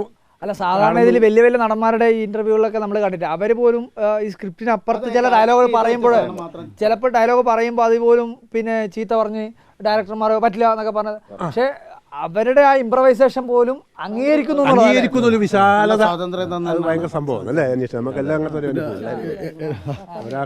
സംബന്ധിച്ചിട്ട് ഞാൻ പിന്നെ ആദ്യമായിട്ട് അഭിനയിക്കുന്ന ഒരു സിനിമയാണ്. അപ്പോൾ ആദ്യമായിട്ട് തന്നെ വളരെ പ്രശസ്തനായിട്ടുള്ള പിന്നെ രതീഷ് സാറിൻ്റെ പടത്തിൽ അഭിനയിക്കാൻ അവസരം കിട്ടിയത് എന്നെ സംബന്ധിച്ച് ഏറ്റവും വലിയൊരു, ശരിക്കും പറഞ്ഞാൽ ഒരു ബമ്പർ ലോട്ടറി അടിച്ച ഒരു പ്രതീതി ഫീലാണ്. നാടകമാണ് നമ്മളെ ശരിയായ തട്ടകം. അപ്പോൾ ചെറുപ്പത്തിൽ നാടകത്തിലുണ്ട്. അപ്പോൾ നമ്മളെ നാടകമൊക്കെ കണ്ട് ഇത് പ്രീ പ്രൊഡക്ഷൻ ടീം നാടകമൊക്കെ വന്ന് കണ്ടിട്ടാണ് നമ്മൾ ഓഡീഷന് വിളിക്കുകയും നമ്മൾ സെലക്ഷൻ ആവുകയും ചെയ്യുന്നത്. സുരേഷിൻ്റെ ജ്യേഷ്ഠൻ മനോഹരൻ എന്നുള്ളൊരു ക്യാരക്ടറിനെ കിട്ടിയതിൽ വളരെ സന്തോഷം. പിന്നെ വളരെ നല്ല ആദ്യത്തെ നമ്മളെ സിനിമ അനുഭവം തന്നെ അദ്ദേഹത്തെ പോലെ വളരെ പിന്നെ ബ്രില്യൻ്റ് ആയിട്ടുള്ള ഒരു ഡയറക്ടറുടെ കീഴിൽ വർക്ക് ചെയ്തതിൻ്റെ ഭയങ്കരമായിട്ടുള്ള ഒരു എക്സ്പീരിയൻസ് ഉണ്ട്. അതിപ്പോൾ നമ്മൾ ചിലപ്പം 10-50 സിനിമ ഡയറക്ടറുടെ അടുത്ത് അങ്ങനെ ഈ ലൊക്കേഷനോ മറ്റോ എന്തെങ്കിലും പിന്നെ അങ്ങനെ എന്താ പറയുക നമ്മളെ നല്ലതിന് വേണ്ടി ചില കാര്യങ്ങളൊക്കെ നമുക്ക് അല്ല സാധാരണ അദ്ദേഹത്തിന്റെ ഒരു രീതി എന്ന് പറഞ്ഞാൽ അത് അദ്ദേഹം ഉദ്ദേശിക്കുന്ന രീതിയിൽ അല്ല അദ്ദേഹത്തിന്റെ ഞാൻ മനസ്സിലാക്കിയത് അദ്ദേഹം ഉദ്ദേശിക്കുന്ന ആ രീതിയിലേക്ക് സാധനം വരുന്നത് വരെ അദ്ദേഹം ഇത് സംഭവം പിന്നെ ചെയ്തിരിക്കും. അതെന്തായാലും അത് ഒരു കോംപ്രമൈസ് ഇല്ല. അതായത് അത് ഇങ്ങനെ നമുക്ക് അല്ല അതങ്ങനെയൊന്നുമില്ല. ടേക്കിന്റെ പ്രശ്നമല്ല. അതിപ്പോൾ പെട്ടെന്ന് ശരിയായവരെന്ന് പറഞ്ഞാൽ അധികം ചിലപ്പോൾ ചിത്രം കിടക്കിട്ട് വരില്ല. അപ്പോൾ പിന്നെ ശരിയായിട്ടില്ലെങ്കിൽ ചിലപ്പോൾ. പക്ഷെ എന്നെ സംബന്ധിച്ച് അങ്ങനെ അദ്ദേഹത്തിന്റെ ചീത്തയൊന്നും മേടിക്കേണ്ടി വന്നിട്ടില്ല. ഇത് അതിനെന്തോ ഒരു ചിരിയുടെ കഥ പറഞ്ഞു. അല്ല എന്തോ ഒരു ചിരിയായിരുന്നു, ചിരിച്ചു അതിന്റെ. അതെന്തായാലും സത്യസന്ധമായിട്ട് പറയാം. ഏകദേശം എല്ലാവർക്കും 1-2 ആളുകൾ അല്ല അങ്ങനെയല്ല, ഞാൻ എന്റെ കാര്യം പറയുന്നതാണ്. എല്ലാവർക്കും അത്യാവശ്യം നല്ല തെറികൾ ചെറിയ അത് കാരണം അതിന്റെ ഗുണം ഈ സിനിമയിലുണ്ട്. കാരണം വെച്ചാൽ നമ്മൾ ചെയ്യുന്ന സമയത്ത് നമ്മൾ ആദ്യം ആണ് അപ്പോൾ ഒന്ന് ചെയ്തു, പിന്നെ സാരല്ല കുഴപ്പമില്ല അടുത്ത് ചെയ്യടാ, അടുത്തതും ചെയ്തു, പിന്നെ കുഴപ്പമില്ല എന്നല്ല കുറച്ചും കൂടെ ഷാർപ്പായിട്ട് വരും. പിന്നെ ഒരു 2 വെടിക്കെട്ട് നടക്കും. അപ്പോൾ പിന്നെ സ്വാഭാവികം നമ്മൾ വളരെ ഈസിയായി ചെയ്യാൻ തുടങ്ങും. അല്ല സ്വാഭാവികമായിട്ട് അങ്ങനെ പറയുമ്പോഴേ ചിലപ്പോൾ നമുക്ക് പെട്ടെന്ന് ടെൻഷൻ ആവില്ല, നമുക്കങ്ങനെ എക്സ്പീരിയൻസ് ഒന്നും ഇല്ലാത്തതാണ്. അപ്പോൾ അതെ, അതെ. വലിയ വലിയ നടന്മാരൊക്കെ ആണെങ്കിൽ ചിലപ്പോൾ കുഴപ്പമില്ല, കൂളായിട്ട് എടുക്കും. ചിലപ്പോൾ നമ്മൾ ടെൻഷനായി നമ്മളുള്ള നമ്മളെ കോൺഫിഡൻസ് കൂടി പോകുന്ന അതെ അതെ അങ്ങനെ സംഭവം ഉണ്ടായിട്ടുണ്ടോ? ഉണ്ട്. പിന്നെ വെച്ചാൽ ഭയങ്കര അന്ന് സംഭവം എന്ന് വെച്ചാൽ ഇതാണ്, പുള്ളിക്ക് ഭയങ്കര വ്യക്തതയുണ്ട്, എന്താണ് റിയാക്ഷൻ വേണ്ടത് എന്നുള്ളത് ഭയങ്കര വ്യക്തതയുണ്ട്. ഇപ്പം നമ്മളോട് അത് പറയുന്നില്ല, പുള്ളി നമ്മളോട് ചെയ്യാനേ പറയുള്ളൂ. അപ്പോൾ ചെയ്യുന്ന സമയത്ത് ചിലപ്പോൾ നമ്മളുടെ കയ്യിൽ നിന്ന് പാളുമല്ലോ, അപ്പോൾ പുള്ളി പറയും ഇതിങ്ങനെയല്ല വേണ്ടത്, ഇങ്ങനെ ഈ ഒരു സാധനമാണ് കിട്ടേണ്ടതെന്ന് പറയും. പക്ഷെ അതിലേക്ക് എത്താൻ കുറച്ച് പാടുണ്ട് ശരിക്കും പറഞ്ഞാൽ. പക്ഷെ അതിലേക്ക് എത്തിക്കഴിഞ്ഞ് കഴിഞ്ഞാൽ പിന്നെ നമുക്ക് നോക്കണ്ട, നമുക്ക് ആ ടേക്ക് ഓക്കെ ആണെങ്കിൽ ഓക്കെ, പുള്ളിക്ക് ഓക്കെ ആണെങ്കിൽ പിന്നെ പുള്ളി ഒരു കാര്യം കാണിച്ചു തന്നിട്ട് അത് അതേപോലെ കാണിക്കുക എന്നുള്ളതല്ല, ഒരു കാര്യം പറഞ്ഞു തന്നിട്ട് അതിൽ നമ്മൾ അഭിനയിക്കുക. കഥ അപ്പോൾ അത് പുള്ളി അതിൻ്റെ അവസാനം ഇത് ഓക്കെ ആവുന്ന സമയത്ത് നമുക്ക് എല്ലാവർക്കും ഒരു മാനസിക സംതൃപ്തി ഉണ്ടാകും ഉറപ്പായിട്ടും. അല്ലാതെ നമുക്ക് അവിടെ കുറച്ചും കൂടി നല്ല രീതിയിൽ എടുക്കണമായിരുന്നു നമുക്ക് പിന്നീട് അങ്ങനെ തോന്നൂല. കാരണം പുള്ളി ഓക്കെ ആണെങ്കിൽ നമ്മൾ ഓക്കെ, അങ്ങനെയാണ്, അത് ഓക്കെ ആണെന്ന്. ഒരുപാട് സിനിമകളിൽ പിന്നെ ഒരുപാട് എന്ന് പറയാൻ കുറേ സിനിമകളിൽ അഭിനയിച്ചിട്ടുണ്ട്. അപ്പോൾ സ്വാഭാവികമായിട്ടും അഭിതാണ്ടൊക്കെ എങ്ങനെയായിരുന്നു മറ്റ് സിനിമകളിൽ നിന്ന് ഈ സിനിമയിൽ അതിൻ്റെ ഒരു ചേഞ്ച് എങ്ങനെയായിരുന്നു? വലിയ സന്തോഷമായിരുന്നു. കാരണം ഇൻഡസ്ട്രിയിൽ തന്നെ രതീഷ് ബാലകൃഷ്ണ പൊതുവാൾ എന്ന് പറഞ്ഞ സാറ് അത്രയും ഫെയിമാണ്, അത്രയും പ്രഗത്ഭനാണ്. അപ്പോൾ അദ്ദേഹത്തിൻ്റെ വർക്കിലേക്ക് ഒരു ചാൻസ് കിട്ടുക എന്ന് പറയുമ്പം ബാക്കി എല്ലാ സിനിമകളിൽ നിന്ന് നേരത്തെ ലക്ഷ്മണേട്ടനൊക്കെ സൂചിപ്പിച്ച പോലെ ബമ്പർ അടിച്ച അവസ്ഥ തന്നെയായിരുന്നു. അപ്പോൾ വളരെ പ്രതീക്ഷയോടുകൂടിയാണ് ഈ സിനിമയിൽ വന്നത്. ഇപ്പോൾ ഇവിടെ ഇരിക്കുന്നതും അതേ പ്രതീക്ഷയിൽ തന്നെയാണ്. കാരണം നല്ലൊരു കഥാപാത്രമാണ് എനിക്ക് കിട്ടിയിട്ടുള്ളത്, ചെറുതാണെങ്കിൽ പോലും. പക്ഷേ ആ ചെറുത് വലുത് എന്നല്ലല്ലോ, ഉള്ള കഥാപാത്രം ത്രൂ ഔട്ടാണ്, നല്ല ഗംഭീരമായ കഥാപാത്രമാണ്. അതിൻ്റെ ഒരു പരിധി വരെ ചെയ്തെടുക്കാൻ വേണ്ടി എനിക്ക് സാധിച്ചിട്ടുണ്ട് എന്നാണ് വിശ്വാസം. പിന്നെ പ്രണയം നേരത്തെ സൂചിപ്പിച്ചതുപോലെ ഈ സിനിമയിൽ ആദ്യം തന്നെ എഴുതി കാണിക്കുന്നുണ്ട്, കാലം മാറിയാലും പ്രണയത്തിൽ യാതൊരു മാറ്റവും വരുന്നില്ല. അപ്പോൾ പുതിയതൊന്നുമില്ല, പഴയ കാലഘട്ടമായാലും പുതിയ കാലഘട്ടമായാലും കൃത്യമായ പ്രണയമുണ്ട്. അതുകൊണ്ടാണ് ഈ കൃഷ്ണേട്ടൻ പ്രണയിക്കുന്നത് പോലെ തന്നെ നമ്മളും പ്രണയിക്കാൻ ശ്രമിക്കുന്നത്, അതിനൊരു പരിധി വരെ. ഇപ്പോഴത്തെ പ്രണയത്തിന് ഒരു പക്ഷേ പഴയ എന്താ പറയുക, പുതിയ ഒരുപാട് സാധ്യതകളാണ് ഇപ്പം പ്രണയിക്കാനൊക്കെ. പക്ഷേ ഈ സിനിമയിലും പഴയ ഒരു കാലഘട്ടത്തെ പ്രണയമാണ്. പിന്നെ ചില നോട്ടങ്ങൾ, ചില സാഹചര്യം, നാടക ക്യാമ്പിലുള്ള പ്രണയം. അപ്പോൾ അങ്ങനെയുള്ള ഈ നാടകക്കാർക്കൊക്കെ നമ്മളുടെ വ്യക്തിപരമായ അതെ കോലുമുട്ടായി, തേനുണ്ട, ഒയലച്ച മുട്ടായി, ബഷീറിനെ മറ്റേത് പിന്നെ കഥയിലാണെന്ന് തോന്നുന്നത് പ്രണയത്തിൻ്റെ സിമ്പിളായിട്ടേ. ഇപ്പോൾ ഒന്നും ഒരു കോഴിമുട്ട സങ്കല്പിക്കാൻ പറ്റുമോ? ഇത് ഇങ്ങനെ ഒരു ഹോട്ടലിൽ പോയി, കഥാപാത്രത്തിൻ്റെ പേര് മറന്നുപോയി. അപ്പോൾ അവിടെ പോയിട്ട് ഇങ്ങനെ ഇങ്ങനെ ഭക്ഷണം പുട്ട് ഓർഡർ ചെയ്യുന്നു. മണ്ടൻ മജീദ് എന്നാണെന്ന് തോന്നുന്നു, അതാണോ എന്ന് എനിക്ക് അറിയില്ല, ഏതോ ഒരു കഥാപാത്രം ബഷീറിൻ്റെ. അപ്പോൾ പുട്ട് ഓർഡർ ചെയ്യുന്നു, അപ്പോൾ പുട്ട് വരുന്നു. അപ്പോൾ പുട്ടിൻ്റെ ഇടയിലൊരു പുഴുങ്ങിയ മുട്ട. എന്താ അത്? പ്രണയത്തിന്റെ സിമ്പലാണ്. അപ്പോൾ പണ്ടൊക്കത്തെ പ്രണയത്തിന് അങ്ങനെ തേനുണ്ടാവും, ഇലച്ചമടി. ഇപ്പം കുറെ കൂടി മാറി. പിന്നെന്താ, മൊബൈൽ വാങ്ങി കൊടുക്കുക അല്ലേ? പ്രണയത്തിൽ ഇപ്പോൾ കുറേ മാറ്റം വന്നിട്ടുണ്ട്. ഇപ്പം നിങ്ങൾ തരിയുണ്ടി ഇതുമല്ല, പ്രേമ പിന്നെ മറ്റേ അത്തരം പ്രേമമാണ് ഇപ്പോഴത്തെ ട്രെൻഡിങ്. പ്രേമലു അതിൻ്റെ എക്സാമ്പിൾ ഈ പ്രേമലുമല്ല. അപ്പോൾ ആ പ്രണയത്തിൽ ഇപ്പം കുറച്ചുകൂടി ലാഘവമാണ്. പ്രണയം അത്ര സീരിയസ് അല്ല. ആയിരിക്കും എപ്പോഴും പ്രണയിക്കാം, അത്ര സീരിയസ് ആവണമെന്ന് അഭിപ്രായമില്ല. മുമ്പ് പ്രണയത്തിന് പ്രണയ നൈരാശ്യം കൊണ്ട് ആത്മഹത്യ ചെയ്ത ഒരുപാട് കേസുകളുണ്ട്. ഇന്ന് പ്രണയ നൈരാശ്യം കൊണ്ട് ആത്മഹത്യ ചെയ്ത ഒരു കേസ് പോലും ഉണ്ടാവില്ല. അല്ല അത് എന്താ പിന്നെ ഇതിൻ്റെ ഷൂട്ടിങ്ങിൻ്റെ ഒരു കാര്യം എനിക്ക് പറയാനുള്ളത്. പിന്നെ നമ്മൾ മറ്റ് സീനൊക്കെ, ഞാൻ ചെയ്യുന്ന സീനൊക്കെ റിഹേഴ്സൽ ചെയ്ത് നമ്മൾ ഒരുവിധം തറവാക്കി വെച്ചിട്ടുണ്ടായിരുന്നു. എൻ്റെ മേക്കപ്പ് പറഞ്ഞാൽ ഒരു 1.5 മണിക്കൂറാണ്. ഇവർക്കറിയാം, 1.5 മണിക്കൂർ മേക്കപ്പ്, ഈ ഡ്രസ്സൊക്കെ ഇട്ടിട്ട്. രതീഷ് പൊതുവാൾ സാറിനെ ഞാൻ പരിചയപ്പെട്ടിട്ടില്ല. ഈ ഫസ്റ്റ് ഷോട്ട് കൊണ്ട് നിർത്തിയത് ഈ പറയാതെ ഡയലോഗുള്ളൊരു സീനാണ്.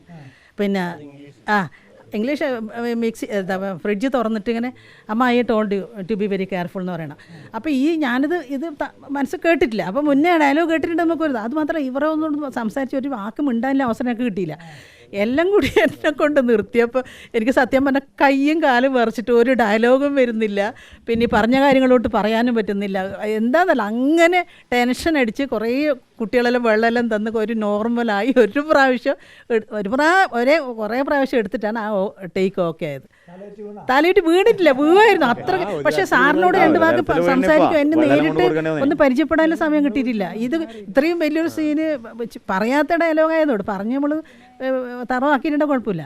അത് കൊണ്ട് നിർത്തിയപ്പോൾ ഞാൻ ഇവരോട് വർത്താനം പറയാൻ വേണ്ടി ഇതെങ്ങനെ ചെയ്യണം എന്നില്ല ആകെ ഒരു വെപ്രാളത്തിലായിരുന്നു. അമ്മ I told you to be very careful. പിന്നെ മടങ്ങിയാൽ ഇവർ മോതിരം കട്ടുകൊണ്ടോ ഇല്ലേ, മടങ്ങിയാൽ സാധനം കൊണ്ട് മോതിരം കട്ടുകൊണ്ടോ നിങ്ങളോട് പറഞ്ഞിട്ട് ശ്രദ്ധിക്കണം എന്ന് പറഞ്ഞില്ലേ. മടങ്ങിയാൽ ഒരൊറ്റ എണ്ണത്തിന് വിശ്വസിക്കാൻ പറ്റില്ല. മടങ്ങിയാൽ അറിയുമ്പോൾ ഇപ്പം കയറി പറയുന്നുണ്ട്. അത് ഡയലോഗാണ്. പക്ഷെ ഒരാണിനെ വിശ്വസിക്കാൻ പറ്റില്ല. അങ്ങനെ പറഞ്ഞ ഡയലോഗ് ബാക്കി തെറി പറയേണ്ട വെച്ചിട്ടേ അപ്പം അത് ബ്രേക്ക് ചെയ്യുന്നത് കിട്ടിയിട്ടല്ലേ പറഞ്ഞു. അതുകൊണ്ടാണ് നിൽക്കുന്ന അല്ലെങ്കിൽ ബാക്കിയും പറഞ്ഞു പോകും എന്നൊരവസ്ഥയെ. പിന്നെ ഒരു കാര്യം കൂടെ പറഞ്ഞേ, നമ്മൾ ഈ പയ്യന്നൂരിൻ്റെ പറഞ്ഞില്ലേ, അപ്പോൾ നമ്മളിപ്പോൾ ഇരിക്കുന്നവരെല്ലാം ഓരോ നാടക സമിതിയുടെ പ്രൊഡക്റ്റുകളാണ് എനിക്ക് തോന്നുന്നത്. അപ്പോൾ ഒരു പ്രത്യേകത വെച്ചാൽ ഈ പയ്യന്നൂരിൻ്റെ ചുറ്റുവട്ടത്തുമായിട്ട് എത്രയോ നാടക സമിതികൾ പ്രവർത്തിക്കുന്നു, നാടകോത്സവങ്ങൾ നടക്കുന്നു. ഭയങ്കര പ്രത്യേകതയുള്ള സ്ഥലമാണ്. അപ്പോൾ നമ്മളിപ്പോൾ ഞാൻ ചില ആലപ്പുഴ യുവതാരയുടെ ഒരു പ്രൊഡക്റ്റാണ്, ഇവൻ സെൻട്രൽ ആർട്സ് വെള്ളൂരിൻ്റെ പ്രൊഡക്റ്റാണ്, ജ്വാലേൻ്റെ കുഞ്ഞുമംഗലത്തിൻ്റെ പ്രൊഡക്റ്റാണ് ലക്ഷ്മണ മാഷ്. അങ്ങനെ എല്ലാവരും ഉണ്ട്, എടുത്തെടുത്ത് പറഞ്ഞില്ലാന്നേലും. അപ്പോൾ അത് അവരെല്ലാം ഈ നാടക പ്രവർത്തകരാകെ ഉൾക്കൊള്ളാൻ വേണ്ടിയിട്ട് ഈ സിനിമക്കായി എന്നുള്ളത് നമ്മൾ നാടിൻ്റെ നമുക്കുള്ള നാടകത്തിൻ്റെ ഒരു അംഗീകാരമായിട്ട് കരുതുന്നു ഈ കൂട്ടത്തിൽ പറയുന്നത്. ഒറ്റ കാര്യം, അതായത് ഈ സിനിമയിൽ ഒരുപാട് ആൾക്കാരോട് നന്ദി പറയാനുണ്ട്. ശരിക്കും പറഞ്ഞാൽ ഇതിൽ ടെക്നീഷ്യന്മാർ, ഇതിൽ നമ്മൾ കാസ്റ്റിംഗ് ഡയറക്ടറായിട്ട് വർക്ക് ചെയ്ത ആൾക്കാർ, നൗഫലി, റോഷൻ, അതുപോലെ തന്നെ നമ്മുടെ തോമസ്, കുറേ കാലമായിട്ട് ഇവിടെ നിന്ന് ഈ അങ്ങനെ ഡെവലപ്പ് ചെയ്ത സബ്ജക്റ്റാണ്. സ്ക്രിപ്റ്റ് തന്നെ അങ്ങനെ ഡെവലപ്പ് ചെയ്ത സദാരാമ എന്ന് പറയുന്ന നാടകം നമ്മൾ ഈ നാട്ടുകാരോട് ചോദിച്ചു, നാടകക്കാരോട് ചോദിച്ചു, അങ്ങനെ ഒരുപാട് ആൾക്കാരോട് ഇതിൽ ആർട്ട് ഡിപ്പാർട്ട്മെൻറ്റ് കൈകാര്യം ചെയ്തിട്ടുള്ള ആൾക്കാർ. ഇപ്പം ഞാനൊരു ടെക്നീഷ്യൻ ആയതുകൊണ്ടാണ് ഞാനത് എടുത്ത് പറയുന്നത്, പേരെടുത്ത് ലിബിൻ എന്ന് പറയുമ്പോൾ ഒരു 10-15 ആൾ. നാടകത്തിൽ നമുക്ക് മാക്സിമം ആണെങ്കിൽ ഒരു 10-25 പേരെ കൊണ്ട് നമുക്കൊരു നാടകം കളിക്കാം. സിനിമ എന്ന് പറയുന്ന ഒരു 250 ഒതുങ്ങില്ല. എല്ലാവരുടെയും നിരന്തരമായിട്ടുള്ള എഫേർട്ട്. ഇപ്പം മേക്കപ്പിൻ്റെ കാര്യത്തിൽ ലിബിൻ ചേട്ടൻ്റെ കാര്യം, കാരണം പല കാലഘട്ടം ഈ സിനിമയിൽ ഉള്ളത് കൊണ്ട് തന്നെ ആർട്ടിസ്റ്റുകൾ, സുധീഷ് ചേട്ടൻ, എല്ലാവരും. അതുപോലെ തന്നെ അതിൻ്റെ പോസ്റ്റ് പ്രൊഡക്ഷനിൽ നടന്നിട്ടുള്ള മറ്റു കാര്യം. ഞാൻ ഇതിൻ്റെ പോസ്റ്റ് പ്രൊഡക്ഷൻ കംപ്ലീറ്റ് വർക്ക് ചെയ്ത ആളാണ്. അപ്പോൾ അതിൻ്റെ ഗ്രേഡ് ചെയ്ത ആൾക്കാർ, എൻ്റെ ക്യാമറമാൻ, DOP, എല്ലാ ആൾക്കാരോടും ഭയങ്കരമായിട്ടുള്ള നന്ദി. അവരെല്ലാവരുടെയും ഒരു സപ്പോർട്ടും കൂടി കൊണ്ടാണല്ലോ. അതെന്ന് വെച്ചാൽ ഏതെങ്കിലും ഒരു രതീഷ് ബാലകൃഷ്ണ പൊതുവാളോ അല്ലെങ്കിൽ രാജേഷോ പിന്നെ ചിത്രയോ അഭിജിത്തോ രവീന്ദ്രനോ അല്ലെങ്കിൽ ലക്ഷ്മണനോ ആരും ആയിരിക്കില്ല. എല്ലാവരും കൂടിയുള്ള ഒരു എൻറ്റയർ ടീമിൻ്റെ ഒരു പ്രൊഡക്ഷൻ അല്ലെങ്കിൽ ആ ഒരു കൂട്ടായ്മയാണല്ലോ ഒരു സിനിമേനെയും നാടകത്തിനെയും വിജയിപ്പിക്കുന്നത്. പിന്നെ അതുപോലെ തന്നെ നമുക്ക് പറയാനുള്ളത് ഇതിൻ്റെ ക്രിയേറ്റീവ് ഡയറക്ടർ സുധീഷ് ഗോപിനാഥ്, അദ്ദേഹം മദനോത്സവത്തിൻ്റെ ഡയറക്ടറാണ്. അദ്ദേഹം ഉള്ളതുകൊണ്ട് നമുക്ക് ഭയങ്കര, കാരണം നമുക്ക് ഒരുപാട് ഡൗട്ടുകളുണ്ട്. ഇപ്പം എനിക്ക് ടെക്നിക്കലി നമുക്ക് ഡൗട്ടുകളുണ്ട്, അഭിനയിക്കുന്ന സമയത്ത് ഡൗട്ടുകളുണ്ട്. സുധീഷ് ചേട്ടനോട് ഡൗട്ടുകൾ പറഞ്ഞു കഴിഞ്ഞാൽ സുധീഷ് അത് ക്ലിയർ ചെയ്ത് തരും. അപ്പോൾ നമുക്ക് പുറമെ മറ്റേ ഡയറക്ടർ എടുത്ത് പോയിട്ട് ചോദിക്കണം, നേരിട്ട് ഡയറക്ടറൊക്കെ ചോദിക്കാത്ത എത്രയോ കാര്യങ്ങൾ സുധീഷ് ചേട്ടൻ ക്ലിയർ ചെയ്ത് തരും. അങ്ങനെ മൊത്തത്തിൽ രാജേഷേട്ടൻ, നമ്മുടെ നായകൻ രാജേഷേട്ടനൊക്കെ അത്രയും സപ്പോർട്ടാണ്. അങ്ങനെ സപ്പോർട്ട് ചെയ്തുകൊണ്ടാണ് ഇങ്ങനൊരു ടീം ഉണ്ടായത്, ഇങ്ങനൊരു ബെൽറ്റ് ഉണ്ടായത് ഈ സിനിമയ്ക്ക് വേണ്ടിയിട്ട്. അപ്പോൾ എല്ലാവരോടും ഇത്ര നമ്മൾ ഈ സന്തോഷത്തിൻ്റെ വേളയിൽ ഇങ്ങനെ സന്തോഷത്തോടു കൂടി ഈ ടീമിൻ്റെ എൻ്റെ ടീമിൻ്റെ ഒരു അത് പക്ഷേ എല്ലാവരും പരസ്പരം രതീഷ് ബാലകൃഷ്ണ പൊതുവാളിന് നിങ്ങളിൽ നിന്നും ചില കാര്യങ്ങൾ പഠിക്കാനുണ്ടാവും. അപ്പോൾ തിരിച്ചിങ്ങോട്ടും നന്ദി പറയേണ്ടി വരും, തിരിച്ചങ്ങോട്ടും. ഇതൊക്കെ ഒരു കൊണ്ടും കൊടുത്തും അല്ലെങ്കിൽ നൽകിയും വാങ്ങിയും. ചിലത് നമുക്ക് ഡയറക്ടറോടോ സുധീർ സാറോടോ ചിലപ്പോൾ നേരിട്ട് ചോദിക്കാൻ പറ്റാത്തത്. പക്ഷെ അതിനെല്ലാം വരുമ്പോൾ ഭയങ്കര ടെൻഷൻ ഉണ്ടാവുമല്ലോ സ്വാഭാവികമായിട്ടും. അതിനടുത്തെത്തുമ്പോൾ അതിനെല്ലാം സഹായിച്ചത് ഒരു രാജേഷ് മാധവനും സുധീർ സാറാണ്. അതൊരു പ്രത്യേക കുഴപ്പമില്ല. ഞാൻ സുധീർ ചേട്ടനായിട്ട് നേരത്തെ ഒന്നൊരു പറയാൻ പറ്റുന്ന ആളുകളാണ്. പറഞ്ഞ സുധീർ സാറാണെങ്കിലും ഒക്കെ നമുക്ക് അങ്ങോട്ട് പറയാം, മറ്റേവരും പറയാൻ പറ്റും. പക്ഷെ നമ്മൾ ചിലപ്പോൾ നമ്മളെ പേടി കൊണ്ട് നമുക്ക് പറയാൻ പറ്റാതായിരിക്കും.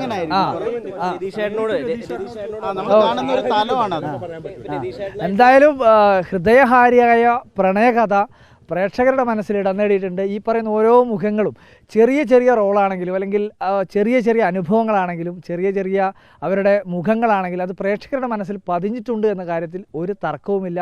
ആ അനുഭവം നമുക്കും പല സ്ഥലത്തുനിന്നും നമ്മളോട് ആൾക്കാർ പറയുന്നുണ്ട്, ആരാടാ ഇത് ഇതുവരെ കാണാത്തൊരു നടൻ, പക്ഷെ കൊള്ളാട്ടോ എന്നൊക്കെ പറഞ്ഞ് നമ്മളോട് കുറേ ആൾക്ക് പറയുമ്പോൾ നമ്മളെ നാട്ടുകാരാണ്, ഞാനൊരു കണ്ണൂരുകാരനാണ്, ഒരു നാടകക്കാരനാണ്. അതുകൊണ്ട് തന്നെയാണ് ഭയങ്കരമായിട്ടുള്ളൊരു അനുഭവം. നാടകത്തെ പരിഗണിച്ചുകൊണ്ടുള്ളൊരു സിനിമ, ആ നാടകക്കാരെ ഉൾക്കൊള്ളിച്ചുകൊണ്ടൊരു സിനിമ, നാടകം പ്രമേയമായിട്ടുള്ളൊരു സിനിമ, നാടകം പ്രണയിക്കുന്നവരുടെ സിനിമ എന്ന് പറഞ്ഞ് നമുക്ക് അവസാനിപ്പിക്കാം. എന്തായാലും ഹൃദയഹാരിയായ പ്രണയകഥ പ്രേക്ഷകരുടെ മനസ്സിലും ഒരു പ്രണയത്തിൻ്റെ, ഒരു സ്നേഹത്തിൻ്റെ, അവരുടെ ഉൾക്കൊള്ളലിൻ്റെ, അവരെല്ലാം ചേർത്ത് നിർത്തിയതിൻ്റെ തെളിവുകൾ നമുക്ക് ഇനിയും കാണാൻ വേണ്ടി കഴിയും. അത് ഇതോടുകൂടി അവസാനിക്കുന്നില്ല. കാരണം എന്നാത്താൻ കേസുകൂട് എന്ന സിനിമയുടെ തുടർച്ച തന്നെയായിരുന്നു ഹൃദയഹാരിയായ പ്രണയകഥ. ഇനിയും ഈ തുടർച്ച നാടകക്കാർ നമ്മളെല്ലാവരുടെയും സിനിമാ ജീവിതത്തിലും നാടക ജീവിതത്തിലും ഉണ്ടാവട്ടെ എന്ന് ആശംസിക്കുകയാണ്.